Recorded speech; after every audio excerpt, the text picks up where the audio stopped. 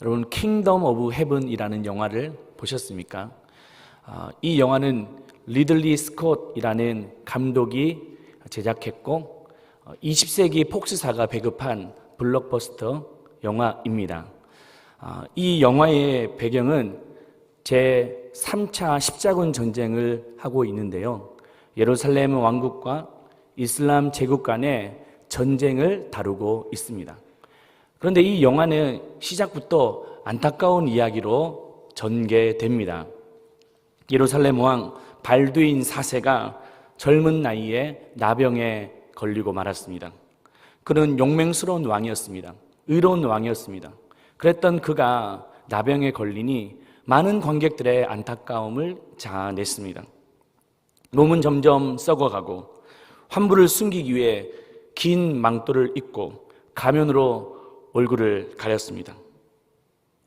또 나병에 걸린 사실이 백성들에게 알려지면 전쟁에서 사기가 떨어질까 봐 철저하게 비밀로 했습니다. 하지만 안타깝게도 이 병은 점점 악화되었고 24살의 나이로 그만 세상을 떠나고 맙니다. 그리고 마침내 십자군 전쟁도 패하고 말았습니다. 이 영화는 아무리 인간이 부와 권세를 가졌다 할지라도 한계를 피할 수 없는 존재임을 말해주고 있습니다.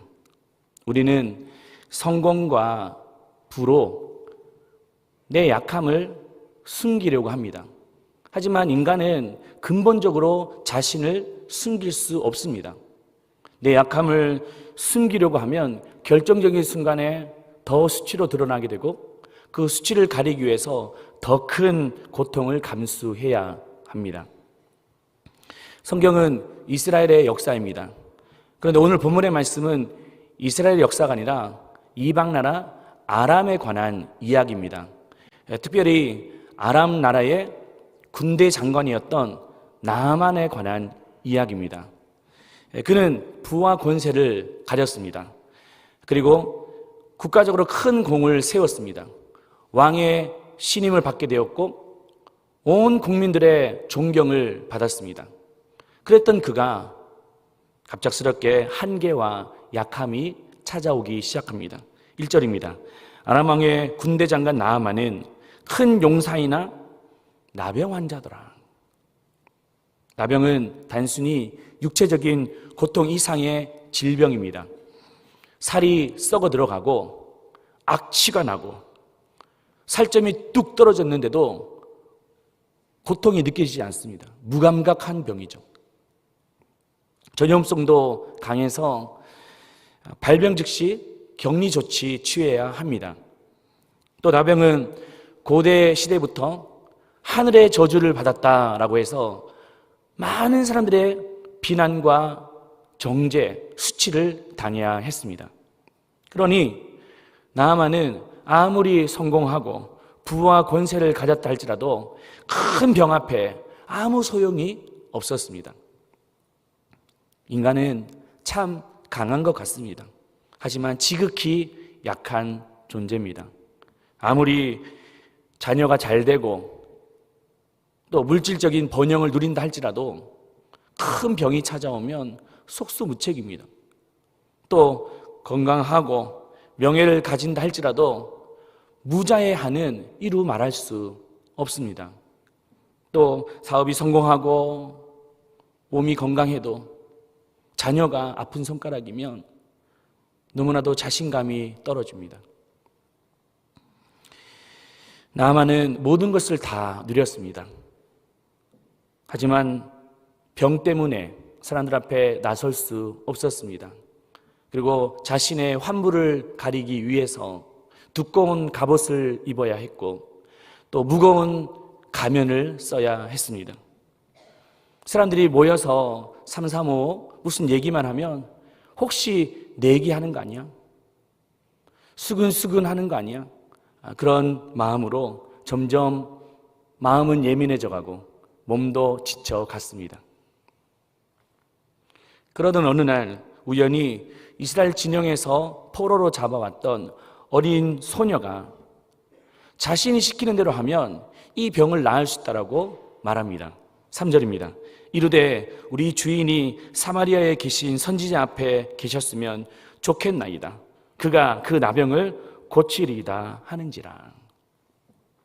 주인님, 저희 고국에 가면 엘리사 선지자가 있습니다. 그는 능력을 행하는 주의 종입니다. 기적도 행하고 병도 고칩니다. 나만 장군이 그곳에 가면 반드시 이 병을 나을 수 있습니다. 나만은 선택의 여지가 없었습니다.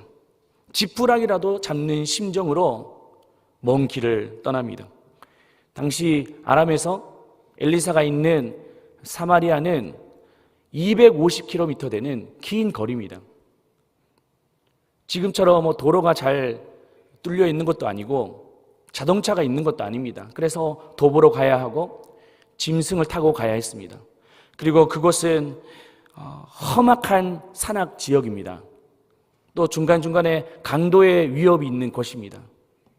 또 그 경계를 넘어야 되기 때문에 그 국경선을 넘어야 되기 때문에 긴장감, 그 불안함이 공존하는 곳이었습니다.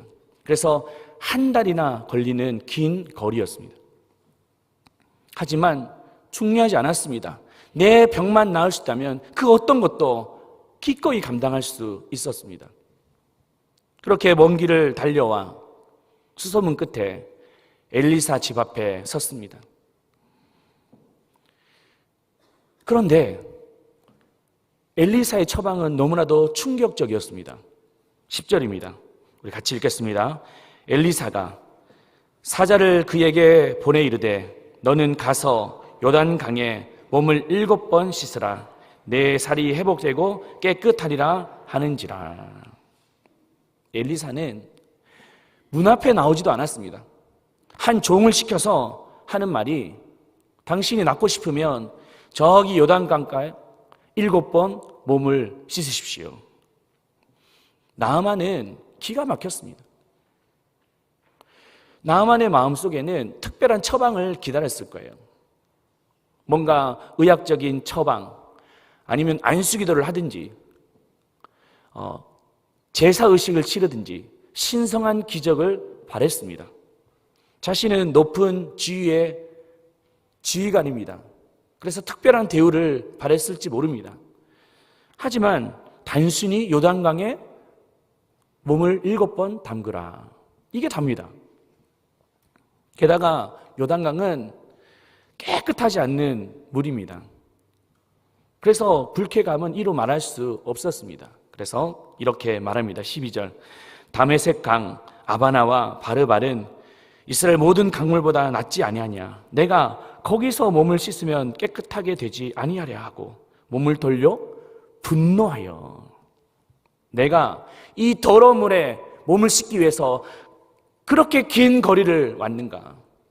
우리 조국에 가면 더 깨끗한 다메섹 강이 있는데 내가 거기서 씻으면 씻었지 이 더러운 물에 내 몸을 담궈야 하는가. 오히려 이 더러운 물에 내 몸을 담그면 나병도 더 심해질 것 같고 없던 병도 생길 것 같았습니다. 이러한 치욕적인 대우는 마태복음 15장에도 나와 있습니다. 수로보니게 여인이었습니다. 이 여인은 다 가지고 있었습니다. 그런데 말 못할 아픔이 있었는데요. 바로 딸이 귀신 들렸습니다. 그래서 예수님 앞에 나아가 예수님 내 딸을 좀 고쳐주십시오. 그때 예수님이 어떻게 말씀하시냐면 나는 이스라엘의 잃어버린 자를 위해서 구원하러 왔지 너같이 이방 여인을 위해서 구원하러 온 것이 아니다. 썩 물러가라. 너무나도 불쾌했습니다. 이 헬라의 기분이었던 수로보니게 여인, 또 지성인입니다. 배울 대로 배웠습니다. 물질적으로 부족함이 없던 여인이었습니다. 그런데 예수님의 대우는 마치 그녀의 자존심을 짓밟았습니다.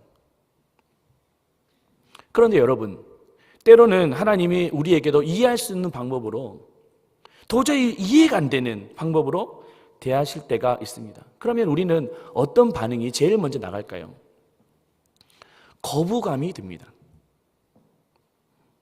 그 이유는 내 안에 고정관념이 있기 때문입니다. 모든 게 내가 정한 방법대로 진행돼야 됩니다. 새로운 방식은 받아들일 수 없습니다. 그러나 생각해 보십시오. 나아만이 가지고 있었던 그 고정관념, 자신의 방법대로 문제가 해결되었습니까? 그가 좋은 의원을 찾아가면서 병을 치료받지 않았겠습니까? 또 신성한 제사의식도 해봤습니다. 그런데 아무런 변화가 없었습니다. 오히려 병이 더 악화될 뿐이었습니다.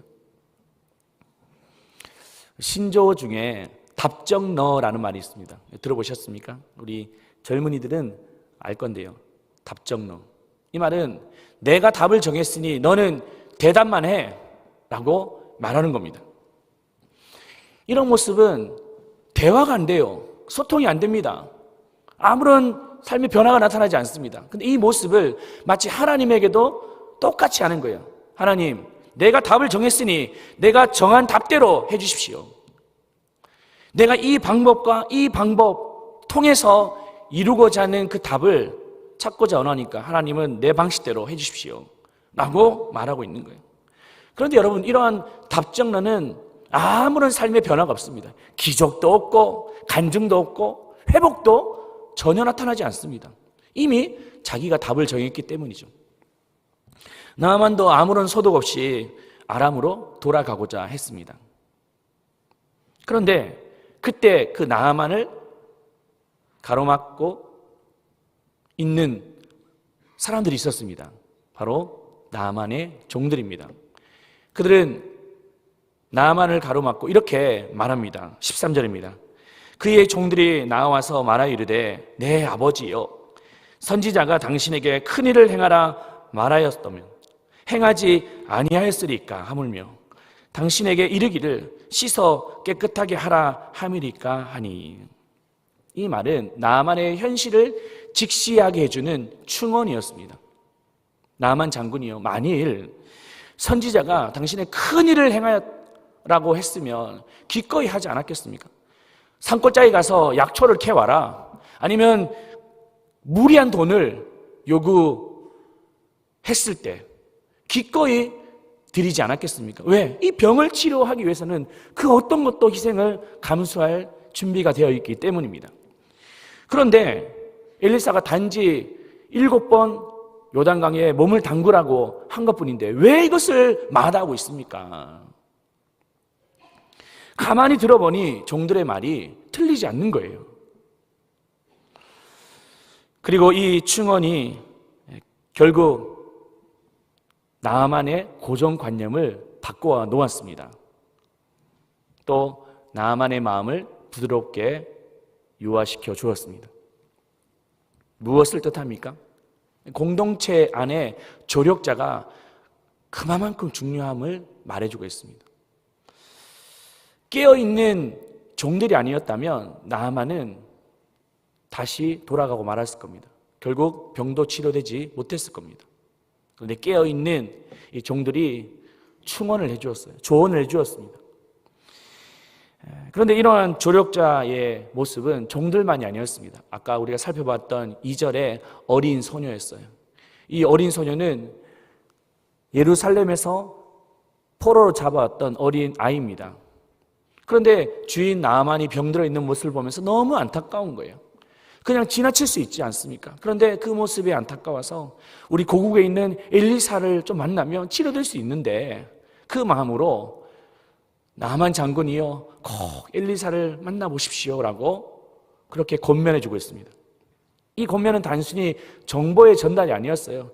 그 병이 꼭 치료되기를 바라는 이 어린 소녀의 마음이었습니다.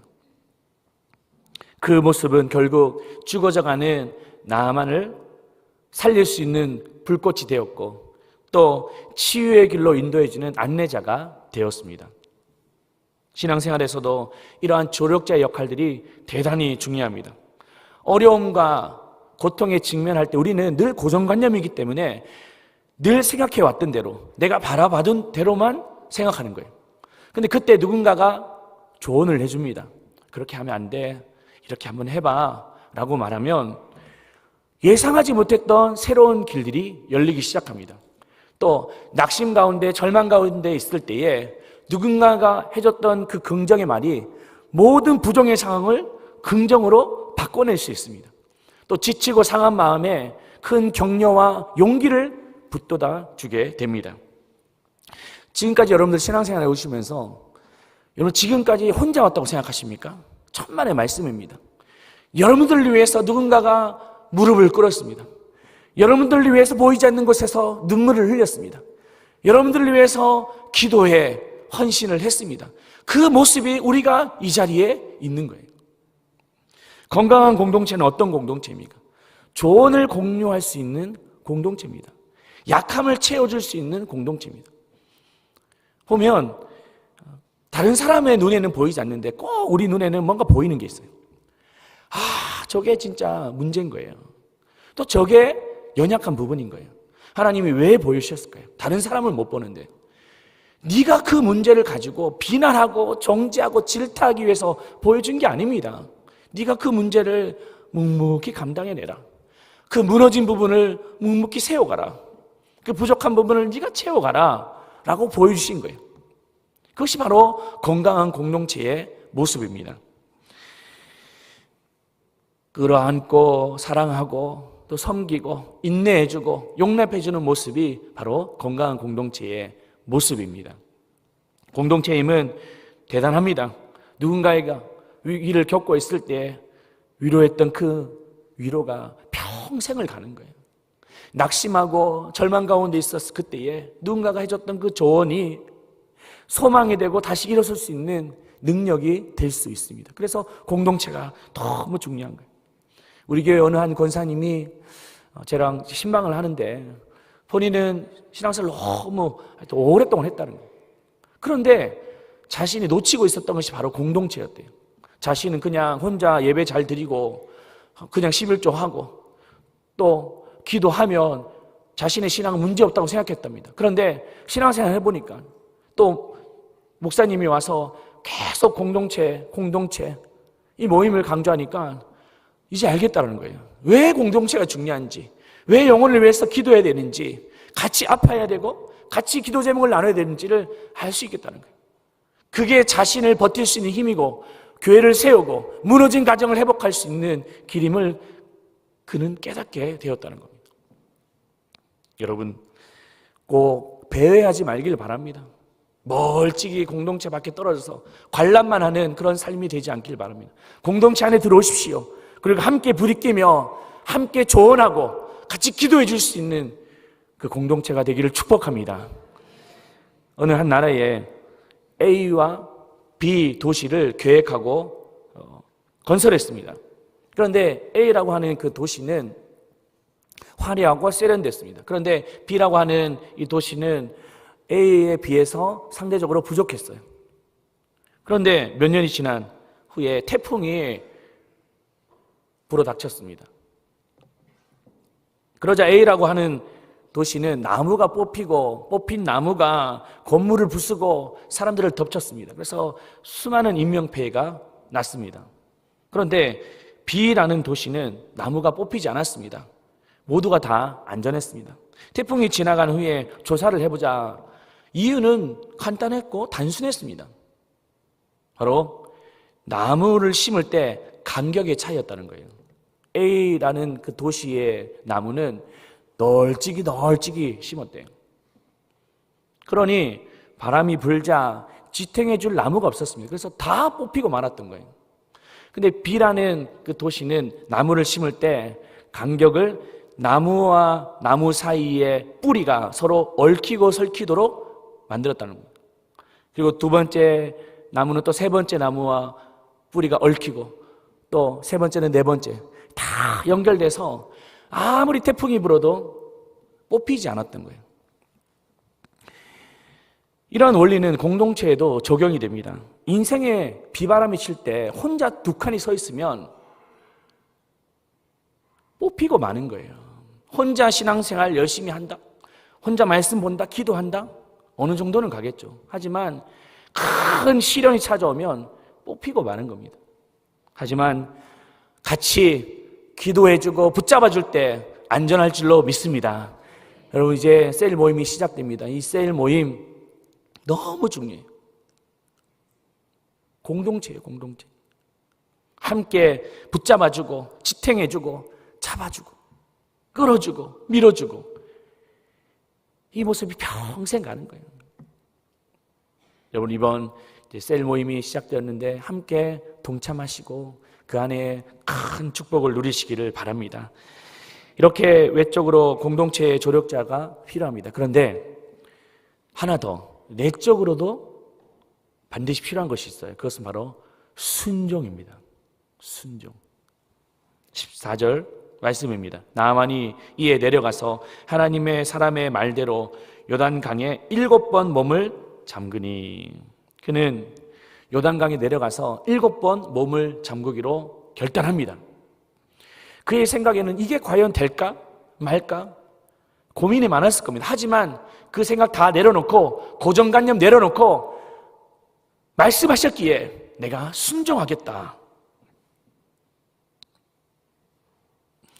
그 순종이 결국 회복의 시작이 되었습니다. 우리가 신앙생활 하면서 놓치기 쉬운 것이 무엇이냐면 바로 순종입니다. 순종은 대단히 중요한데요, 많은 사람이 순종을 오해하는 경우가 있습니다. 순종은 내가 이해되면 하는 것. 여러분, 이것은 그냥 동의입니다. 동의. 내가 이해되지 않지만 순종하는 것이 이게 진짜 순종, 참 순종인 거예요. 그러므로 하나님의 뜻을 이해하기 위해서는 내 생각, 고정관념을 내려놓고 또 주님이 말씀하시면 내가 기꺼이 순종하겠습니다. 그 결단이 필요할 줄로 믿습니다. 그렇다면 순종을 통해서 궁극적으로 이루고자 하는 주님의 뜻이 무엇일까요? 그것은 바로 하나님을 더욱더 깊이 알아가는 겁니다. 우리가 순종할 때 병이 낫는 것도 중요합니다.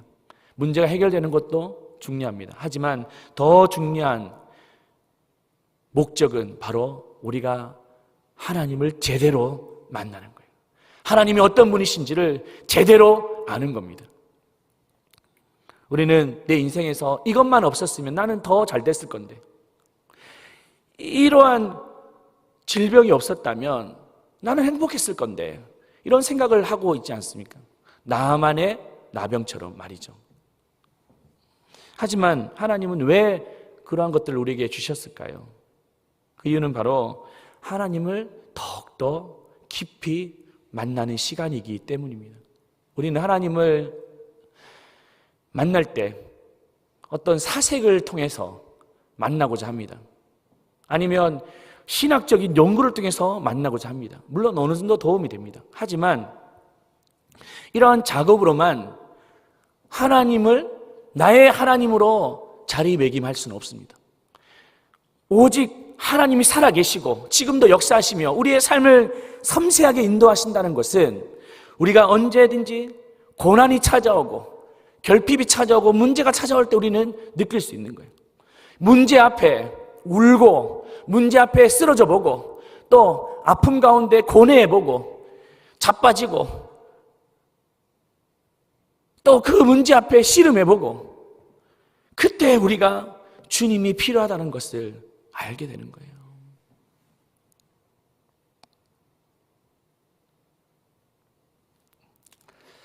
얼마 전에 새롭게 하셔서 간증 프로를 보았습니다. 조울증을 겪고 있는 고하영 집사에 관한 이야기였는데요, 그분의 이야기를 들어보니 너무 마음이 아팠습니다. 아버지는 목회자이십니다. 2살 때 미국으로 건너가 6살에 다시 한국으로 돌아왔습니다. 언어가 잘 안 됐습니다. 학교 가서 놀림을 당했습니다. 무시를 당했습니다. 급기야 말수가 줄더니 우울증에 빠졌습니다. 요즘에 유아 우울증, 유년 우울증, 청소년 우울증이 심각하다고 말합니다. 어른들은 말할 것 할 거 없죠. 그렇게 우울증이 찾아왔는데 중학교 2학년 되니까 좀 나아지더래요. 갑자기 기분이 좋아지고 막 하늘을 나는 것처럼 에너지가 생기고, 그래서 내가 사춘기였나 보다. 그래서 사춘기가 끝나고 이제는 좀 회복됐나 보다 싶었는데 또다시 우울증이 찾아오기 시작했습니다. 그러니 그 청소년 시기에 친구들에게 왕따를 당하고 소외되고 더 급격히 나빠졌습니다. 우여곡절 끝에 결혼을 했는데 다시 조울증이 찾아오기 시작하면서 결국에 정신병동에 입원하게 된 거예요. 얼마나 기가 막힐 노릇입니까? 아버지가 목사인데요. 그래서 이 병을 낫기 위해서 간절히 기도했다. 그런데 병이 낫지를 않는 거예요. 기도하면 나아야 되지 않습니까? 안 낫는 거예요. 인생을 포기하려고 하고 너무 낙심이 들고 하나님에 대한 원망이 가득 넘쳤다고 합니다. 그런데 어느 순간 기도를 하는데 이런 마음이 들더라는 거예요. 내가 병 고침을 위해서 하나님께 나아가는 목적이 아니라 나 자체로 하나님께 나아가는 것이 더 중요하구나, 그 마음을 갖게 됐답니다. 그때부터 자신도 모르게 불안한 마음이나 또 그 불평, 원망이 다 사라지다는 거예요. 물론 여전히 지금도 약을 먹고는 있지만 예전과 다르게 생각이 바뀌어졌다고 합니다. 그리고 중요한 것은 자기가 여전히 이 병을 앓고 있지만 지금도 똑같이 그 병을 앓고 있는 자들에 대해서 내가 상처 입은 치유자가 되어 그들을 돕고 그들을 고쳐주고 상담해주는 사람이 되겠노라 라고 결단하게 되고 소명으로 받게 되었다고 합니다. 그래서 조은의 마음약국이라는 그 유튜브 채널을 만들어서 사람들의 상담도 해주고 지금도 똑같이 고통을 겪고 있는 자들을 도와주는 역할을 하고 있다고 말합니다. 그래서 얼마나 감사한지 모르겠다, 그런 얘기를 들었어요. 자신의 약함이 있지만 누군가를 돕는 자가 어떻게 될 수 있었습니까? 그 이유는 하나님을 깊이 만났기 때문입니다. 그 하나님과의 만남이 환경이 우리를 에워싸고 무너뜨린다 할지라도 흔들리지 않는 그 신앙, 주저하지 않는 믿음을 가질 수 있었습니다. 말씀을 이제 정리하겠습니다. 여러분, 하나님을 깊이 만나시기를 축복합니다. 오늘 이 말씀에 나아만에게 엘리사가 7번 요단강에 자신의 몸을 담그라라고 말합니다. 그냥 한 번 담그면 되잖아요. 근데 왜 7번 담그라고 말했을까요? 하나님을 더 깊이 만나기를 원하셨습니다. 한번 생각해 보십시오. 나만이 요단강에 갔습니다. 그리고 그 말씀대로 순종하여 몸을 담궜습니다. 근데 아무런 변화가 없는 거예요. 2번 담궜습니다. 그래도 변화가 없어요. 3번 담궜습니다. 약간 불신의 마음이 드는 거예요. 이 과연 될까? 4번 담궜습니다. 오히려 몸에 악취가 나는 것 같습니다. 5번 담궜습니다. 변화가 없습니다. 회의의 마음이 듭니다. 6번 담궜습니다. 뭐야 도대체? 돌아갈 수 있습니다. 그러나 마지막 7번을 담굽니다. 7은 완전수를 말하는 거예요. 온전한 순종으로 나아갔습니다. 7번이라는 시간은 여러분 우리 인생에도 보면 많은 인생의 고비를 겪지 않습니까? 그때 많은 반대 세력이 있고 우리를 무너뜨리려고 하는 장애물들이 많습니다. 하나 넘었는데 또 하나가 있고 하나를 넘었는데 또 하나가 있어요. 마치 7번처럼 많은 산들이 우리 앞에 있습니다. 이때 우리가 어떻게 해야 되겠습니까? 한 번 하고 돌아가시겠습니까? 신앙생활 1, 2년 해봤는데 예배 한 번, 2번 드려봤는데 한 번 말씀 읽어봤는데 믿겨지지도 않고 내 삶의 변화가 없으니까 그냥 돌아가시겠습니까? 그러면 아무런 변화가 없습니다. 그 온전한 순종, 7번의 순종을 통하여 하나님 우리를 치유하실 것을 믿습니다. 오늘 이 말씀을 통해서 14절 이렇게 말하고 있습니다. 같이 읽겠습니다. 나아만이 이에 내려가서 하나님의 사람의 말대로 요단강에 7번 몸을 잠그니 그의 살이 어린아이의 살같이 회복되어 깨끗하게 되었더라. 할렐루야. 우리의 약함, 우리의 허물, 우리의 한계 앞에